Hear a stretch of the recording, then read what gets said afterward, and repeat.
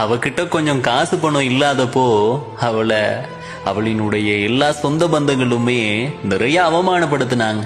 எந்த நல்ல நிகழ்ச்சிகள்லையும், எந்த கொண்டாட்டங்கள்லையும், வீட்டில் நடக்கிற எந்த சுப நிகழ்வுகள்லையுமே அவளை முன்னுக்கு எடுக்கல. அவளை கொஞ்சம் கூட மரியாதையா நடத்தல. அவளை நிறைய திட்டுனாங்க. அவளை நிறைய உறவுகள் முன்னாடி அவமானம் செஞ்சாங்க. அவகிட்ட காசு பணம் இல்லை அப்படிங்கிறத நிறைய குத்தி காட்டினாங்க. ஆனா இப்போ அவளா உழைச்சி, அவளினுடைய சொந்த முயற்சியால, அவளினுடைய கடுமையான உழைப்பால அவளுக்குன்னு சொல்லி ஒரு உயரத்தை உருவாக்குனதற்கு பிறகு எல்லா உறவுகளுமே அவளை தேடி தேடி வராங்க. எல்லா நிகழ்வுகளுக்குமே அவளை முன்னாடி அழைக்கிறாங்க.